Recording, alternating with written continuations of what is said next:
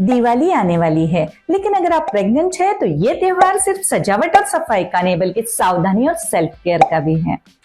ज्यादा झुकना, धूल मिट्टी में काम करना, घंटों पूजा में बैठना, क्या ये सब अलाउड है?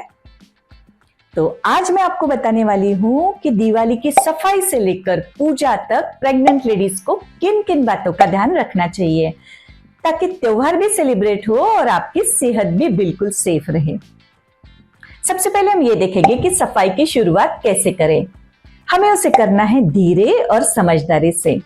देखिए, दिवाली की सफाई हर घर में एक इमोशन होता है, लेकिन याद रखें आपका शरीर अभी डबल मेहनत कर रहा है, तो सफाई को एक साथ ना करें। एक एक रूम रोज करे, बीच बीच में पानी पिए और धूल वाले अगर कुछ काम है तो फिर वो दूसरों को सौंप दे। और अगर आपको एलर्जी या फिर कफ कोल्ड की प्रॉब्लम है तो आप मास्क जरूर पहने। दूसरा प्रश्न कि क्या झुकना या फिर ऊपर चढ़ना अलाउड है? तो बिल्कुल नहीं। देखिए, झाड़ू पोछा लगाते वक्त नीचे झुकना या फिर स्टूल पर चढ़कर सफाई करना, इससे बैक पेन और यूट्राइन प्रेशर बढ़ सकता है। इसलिए झुकने की जगह पर आप लंबे हैंडल वाले क्लीनर्स का इस्तेमाल करें और भारी सामान उठाने वाले जो काम है वो दूसरों को सौंप दे। स्टूल पर चढ़कर आपको कोई भी काम नहीं करना है क्योंकि इससे एक्सीडेंट्स का खतरा भी होता है। क्योंकि अभी आपकी प्रायोरिटी दिवाली की सफाई नहीं बल्कि आपकी और आपके बेबी की हेल्थ है। तीसरा प्रश्न कि क्या हम केमिकल वाले क्लीनर्स इस्तेमाल कर सकते हैं? तो बात यह है कि ज्यादातर सफाई वाले जो प्रोडक्ट्स होते हैं उनमें अमोनिया, फिनाइल या फिर ब्लीच जैसे केमिकल्स होते हैं जो प्रेगनेंसी में हेडेक, नौशिया या फिर ब्रीदिंग प्रॉब्लम्स कर सकते हैं। इसलिए कोशिश करें कि आप नींबू, बेकिंग सोडा या फिर सिरके जैसे नेचुरल क्लीनर्स को यूज करें। चौथा प्रश्न, बगैर थकान के पूजा की तैयारी कैसे करें? तो पूजा की थाली तो आप खुद सजा सकती है, लेकिन लंबे समय तक जमीन पर बैठना आप अवॉइड करें।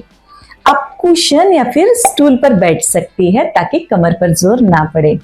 और अगर आप दिए जलाने जा रही हैं तो अपने कपड़ों का खास ध्यान आपको रखना है, खास करके दुपट्टा या फिर पल्लू, उसे आपको दिए से बचाना है। प्रश्न 5, क्या दिवाली की मिठाई खा सकते हैं? जी हाँ, बिल्कुल, लेकिन कंट्रोल में।